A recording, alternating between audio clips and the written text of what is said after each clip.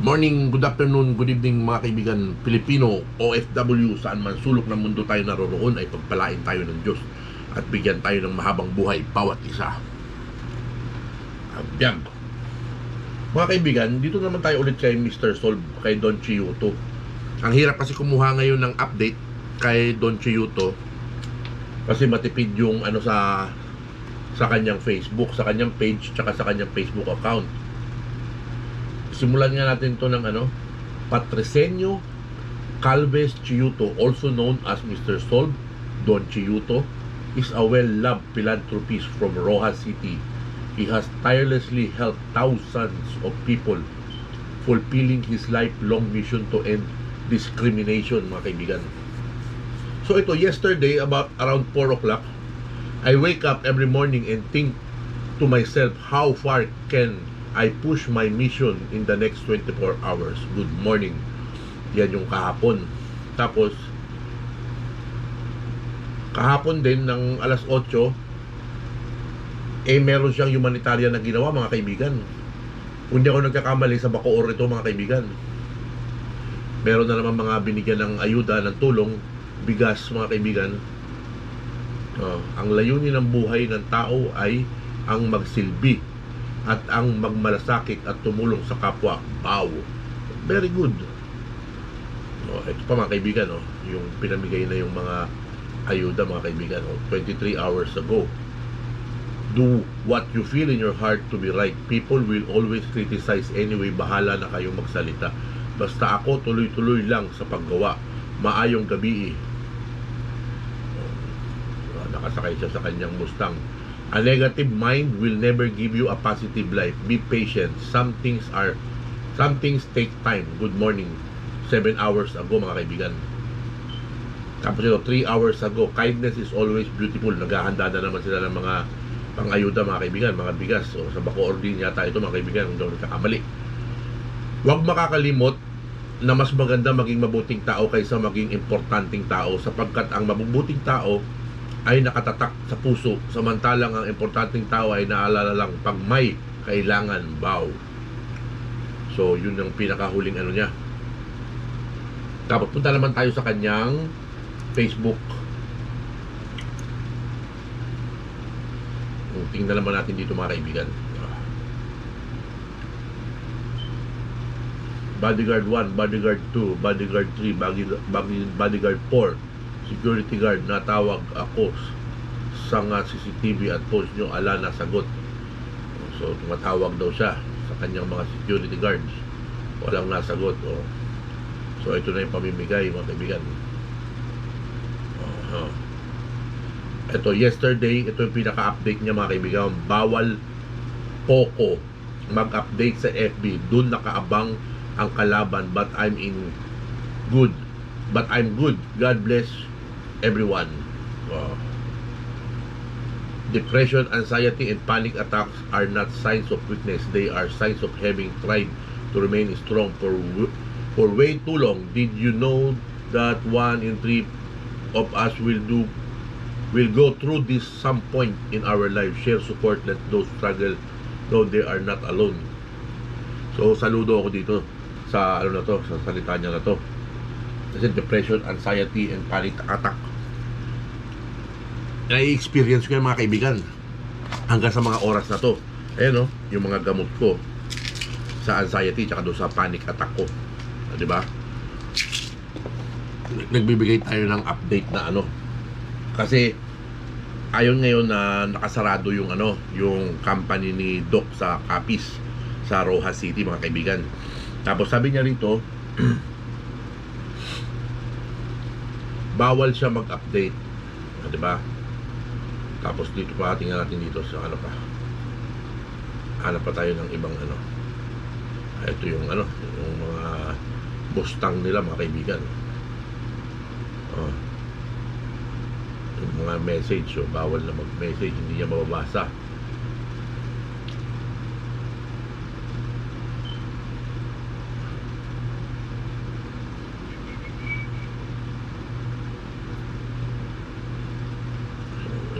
Dati pa yun, yung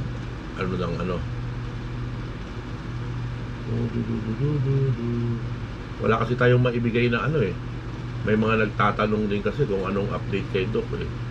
Eh lahat naman nakatutok sa kanyang Facebook. So hindi nga siya pwedeng magsalita per advice ng kanyang abogado, mga kaibigan. Bakit sarado yung company ni Doc Don Chiyuto, mga kaibigan? Malamang may inaasikasong papel. Siyempre hindi ka pwede mag-operate kung hindi kumpleto yung papel mo. O paano kung hindi makumpleto yung papel? Kung paano kung tuluyan magsara ang investment company ni Doc Chiyuto? Di ba yung investment na company niya? Siyempre wala si Doc Chiyuto na choice kung hindi ibalik yung mga nag-invest sa kanya, ibalik yung mga puhunan ng mga nag-invest. Yun yung nakikita ko dito senaryo, mga kaibigan. Kung hindi pagbibigyan ng Security Exchange Commission na i-renew yung kanyang business permit yung sa SEC o accreditation ng SEC. Yun lang naman yung nakikita rin dito ng mga kaibigan eh. So paano yung sinabi na na may tubo, ganito, ganyan. Eh malamang siguro sa personal kong opinion nagsara nga yung company or hindi nag-ooperate yung company. So hindi siya mabibilang doon sa hindi siya magkakaroon ng interest.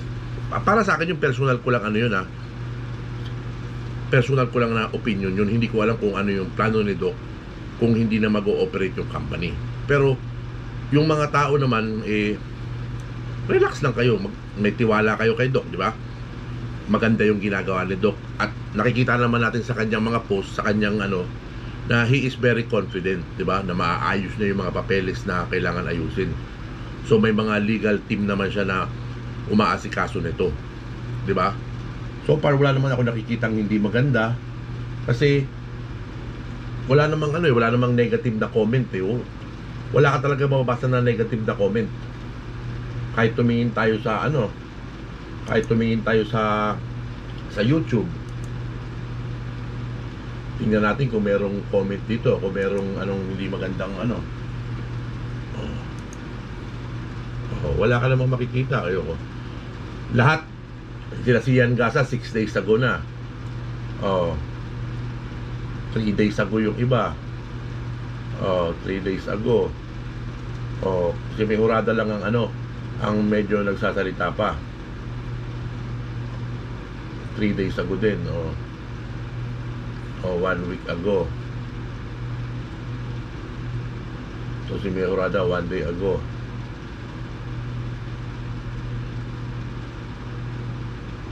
Ito, gumawa na naman ng istorya ito si Mejorada na kung ano-ano na naman.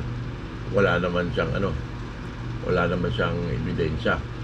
So wag natin pangunahan yan mga di ba?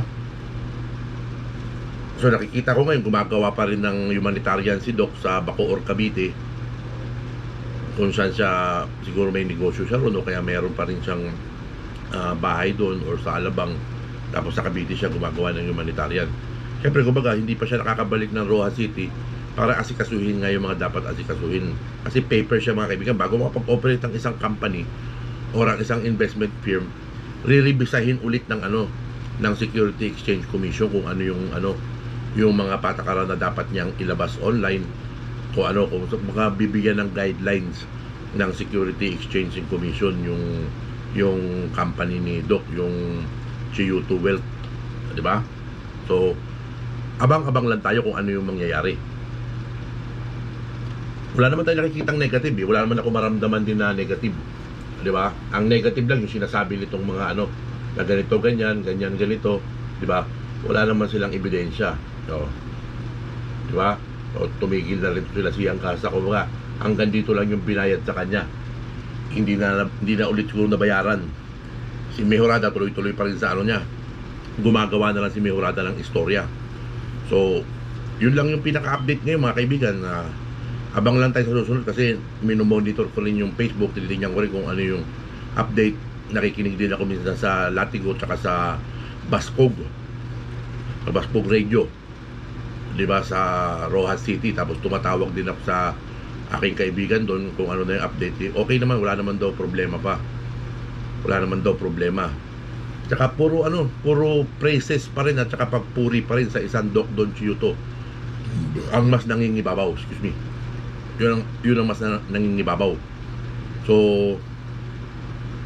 Yun lang yung update natin. Wala naman tayong pwedeng idugtong, wala naman tayong pwedeng ibawas, di ba?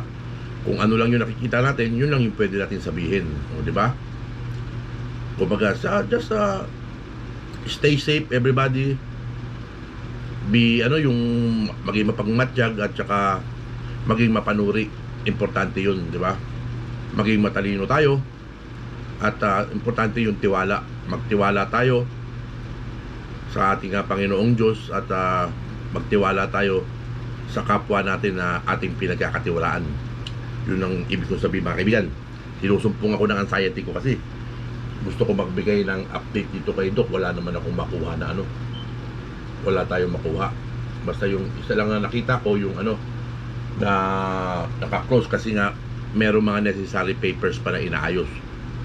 So may mga abogado naman na humahawak nito. So dapat sana maayos ngayong mga dapat maayos para maging panatag na yung loob ng mga tao sa Rojas City. Kasi nga ginugulungan nito nila Manuel Boy Mejorada yung sitwasyon, di ba? Pero sa nakikita ko naman kay Doc is very confident and sa tingin ko wala naman ipag-aalala. As far as I see, he's confident. So puro positive naman yung kanyang nasabi at nagkakandak pa siya ng humanitarian kung saan siya naroroon ngayon, di ba? So yun lang muna. FLM family, OFW all over the world, God bless us all at bigyan tayo ng Diyos ng mahabang buhay. Agbyag Francis Leo Antonio Marcos, walang bibitaw, walang iwanan. FLM family, bye.